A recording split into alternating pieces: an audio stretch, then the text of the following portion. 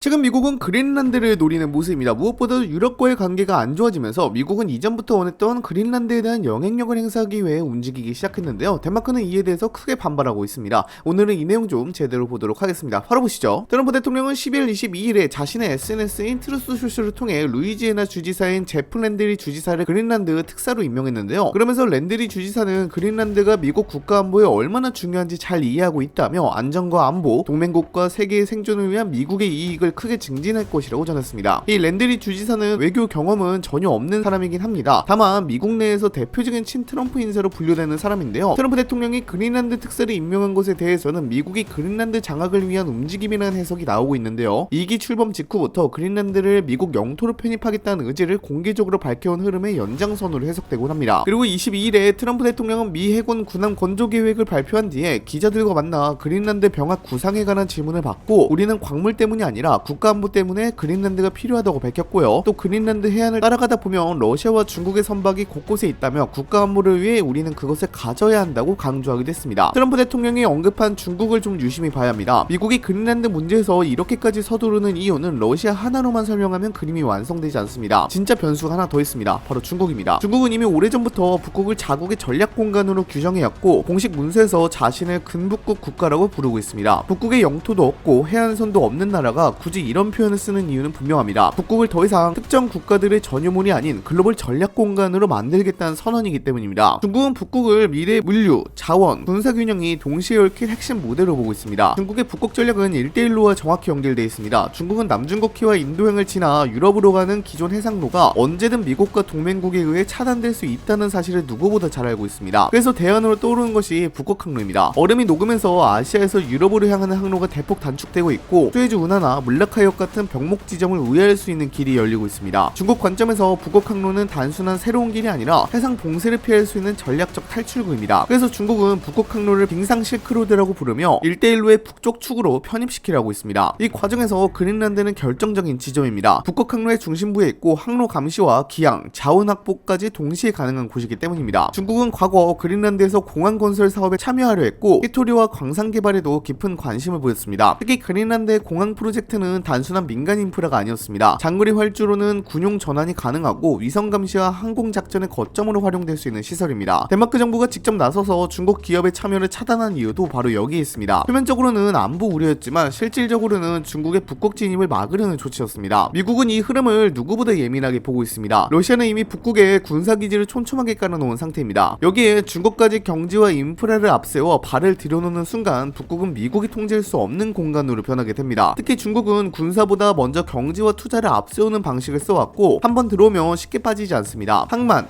공항, 광산, 통신 인프라를 장악한 뒤 정치적 영향력까지 확장하는 방식은 이미 아프리카와 중동, 동남아에서 반복됐습니다. 미국 관점에서 그린란드는 중국이 이런 방식을 북극에서 처음으로 본격 실험할 수 있는 시험장이 될 수 있습니다. 그래서 미국은 그린란드를 단순한 자원 지역이나 전략 거점이 아니라 미중 패권 경쟁의 최전선으로 보고 있습니다. 미국이 그린란드 문제에서 유난히 예민하게 반응하는 이유는 이 지역을 놓치는 순간 북극 전체의 주도권이 중국 쪽으로 기울 수 있다는 위기감 때문입니다. 무엇보다도 트럼프 대통령이 그린란드를 원한 것은 이번이 처음이 아니긴 합니다. 트럼프 대통령은 1기 행정부 당시에도 그린란드 매입을 시도하려 했고요. 그때도 덴마크와 그린란드는 미국의 이러한 시도에 대해 거부하였습니다. 그런데 트럼프 대통령은 재선 이후에도 안보상의 이유를 들어 그린란드를 미국 영토로 편입하고 싶다는 의지를 거듭 표명해왔고 군사력을 동원할 수 있다는 태도를 내비치고 있죠. 당장 지난 8월에는 최소 3명의 미국인이 그린란드에서 정치적, 군사적 목적을 두고 조직적으로 여론을 조작하는 영향력 공작을 폈다는 사실이 확인되기도 했고요. 이들은 미국의 우호적인 그린란드 주민 명단을 작성하고 트럼프 대통령이 반대하는 인물들 이름을 수집한 것으로 알려지기도 했습니다. 당연하게도 미국이 이런 모습을 보이니까 덴마크와 유럽에서는 난리가 났습니다. 메테 프레데릭센 덴마크 총리와 옌스 프레데리크 닐센 그린란드 총리는 공동 성명을 내고 국경과 국가의 주권은 국제법에 근거한다며 국제안보를 명분으로 다른 나라를 병합할 수 없다고 반발했습니다. 덴마크는 미국 대사를 불러들이며 강력한 외교적 항의를 하기도 했죠. 마찬가지로 우르슬라 폰데올라이엔 EU 집행위원장도 X에 올린 글을 통하여 영토 보전과 주권은 국제법의 근본 원칙이며 이는 이 EU뿐만이 아니라 전 세계 국가의 필수적이라며 덴마크와 그린란드 국민과 전적으로 연대한다고 밝혔습니다. 덴마크는 미국을 잠재적 안보 위협으로 정하기까지 했습니다. 덴마크 정부 당국은 미국 측 압박이 단순한 외교적 수사를 넘어섰다고 판단하였는데요. 덴마크 국방정보국은 최근 보고서에서 미국이 우방국을 상대로도 경제적 수단과 군사적 위협을 동원해 의사를 관철하려 한다고 지적했습니다. 그리고 덴마크에서 내놓은 2025 첩보전망 보고서에서도 미국을 잠재적인 안보 위협으로 꼽으면서 점점 더 자국의 이익을 우선시하는 미국이 이제 경제적, 기술적 우위를 힘의 수단으로 사용하고 있으며 이는 동맹과 파트너들에게도 적용된다고 설명했습니다. 이유도 이에 대해 덴마크 입장을 지지하는 모습이었죠. 그린란드도 이에 대해서도 위협을 느꼈는지 그린란드 의회는 11월에 외국인의 부동산 소유권을 제한하는 법안에 대해 표결을 진행했고 통과시키기도 했습니다. 통과된 법안은 덴마크 국적자가 아닌 사람과 외국 기업은 영주권을 갖고 있거나 직전 2년 동안 그린란드에서 모든 세금을 낸 경우에만 그린란드 내 부동산이나 토지 이용권을 취득할 수 있다는 내용이 담겨 있었습니다. 이번 법안이 통과된 배경에는 역시나 미국의 그린란드 합병 움직임 때문에 그랬죠. 그렇다 보니 그린란드를 둘러싼 갈등은 미국과 유럽 동맹 간의 신뢰 관계를 시험대에 올리고 있습니다. 트럼프 정부가 특사를 앞세워서 병합 주장을 지속할 경우 나토 내부의 결속력에도 상당한 파장이 일 것으로 예상됩니다. 여기서 하나 더 봐야 할 부분이 있는데 바로 그린란드 내부 정치 상황입니다. 그린란드는 덴마크의 자치령이지만 오래전부터 독립을 주장해온 정치 세력이 존재했습니다. 덴마크로부터 완전히 벗어나 독자 국가가 되겠다는 움직임인데요. 문제는 독립 이후의 생존입니다. 인구는 6만 명이 채 되지 않고 경제 규모도 매우 작습니다. 이런 상황에서 외부 강대국의 지원은 현실적인 유혹이 될 수밖에 없습니다. 미국은 이 지점을 잘 알고 있습니다. 직접 병합을 시도하지 않더라도 독립을 원하는 세력을 간접적으로 밀어주고 영향력을 확대하는 방식은 충분히 가능하기 때문입니다. 그린란드가 덴마크에서 떨어져 나오는 순간 미국의 개입 명분은 훨씬 커지게 됩니다. 결국 그린란드 문제는 외부 강대국들만의 싸움이 아니라 내부 선택 하나로 판이 완전히 달라질 수 있는 매우 불안정한 국면에 들어와 있다고 볼 수 있습니다. 그렇다면 트럼프 대통령은 왜 그린란드를 노리고 있는 걸까요? 사실 가장 큰 이유는 지구온난화 때문일 겁니다. 다들 아시겠지만요, 북극해는 그야말로 기회의 땅입니다. 지구온난화로 인해 북극 항로가 열리기 시작하면서 북극해에 영향력을 많이 투사해야 할 필요가 생겼습니다. 북극 패권을 장악하게 된다면 막대한 이익이 생길 것이 분명하니까요. 당장 지난 10년 동안 북극의 선박 통행량은 37%나 증가한 것으로 나타났습니다. 점점 북극 항로가 열리고 있다는 의미입니다. 무엇보다도 그린란드에는 석유뿐만이 아니라 반도체 제조에 필수적인 히토류 광물을 포함한 천연 자원이 풍부하게 매장된 것으로 알려져 있습니다. 당장 전기차 제조에 필수적인 히토류 50종 중 43종이 매장되어 있고요. 가치는 1경 4,500조 원 정도인 것으로 추정 중입니다. 그리고 석유와 천연가스 같은 경우에는 북극권에서 세 번째로 많이 매장되어 있는 곳이 그린란드이기도 합니다. 또한 미국으로서는 그린란드가 중요하기도 한데요. 그린란드는 덴마크 수도인 코펜하겐보다 뉴욕에 더 가까워서요, 미국 안보에 중요한 곳입니다. 특히나 그린란드를 미국이 차지하게 되면 러시아 수도 모스크바까지는 3,600km밖에 떨어져 있지 않아서 탄도미사일이나 전략폭격기를 배치하면 러시아를 견제할 수 있기도 합니다. 북극 항로의 거점이고 러시아를 바로 견제할 수 있는 위치이며 자원의 보고인 그린란드를 미국으로서는 꼭 갖고 싶은 지역 중 하나로 보일 겁니다. 그렇다면 그린란드의 가치는 어느 정도일까요? 2019년 워싱턴 포스트에서는 그린란드의 잠재적 가치를 2,500조 원 정도로 추산한 바가 있습니다. 그리고 세계은행에서 발표한 2021년의 그린란드의 GDP는 4조 6천억 원이라는 점도 주목할 만한 부분인데요. 그린란드의 가치는 미국이 얼마나 절실히 원하고 왜 원하느냐에 따라 달라질 수 있을 것으로 보입니다. 물론 그린란드에 관심을 보인 미국 대통령이 트럼프 대통령이 처음은 아닙니다. 앤드류 존슨이나 해리 트루먼과 같은 이전의 미국 대통령도 그린란드 매입을 시도했지만 성공하지 못했죠. 정말로 트럼프 대통령이 그린란드의 합병에 성공할지는 미지수입니다. 일단 미국 헌법상 그린란드를 합병하려면 의회의 승인도 거쳐야 하고요, 예산 책정도 필요하기도 합니다. 무엇보다도 그린란드를 합병하는 순간 유럽과의 관계가 박살나버리기도 하고 당장 덴마크와 그린란드가 미국 합병 자체를 거부하고 있는지라 트럼프 대통령의 시도가 성공할지는 잘 모르겠습니다. 다만 계속해서 그린란드를 합병시키려는 모습을 보여주고 있기에 당분간은 미국과 덴마크 간의 갈등은 지속될 것으로 전망됩니다. 미국의 그린란드 합병 시도가 과연 성공할까요? 여러분의 생각도 궁금합니다. 댓글로도 작성해 주시기 바랍니다. 이상 영상 마치도록 하겠습니다. 감사합니다.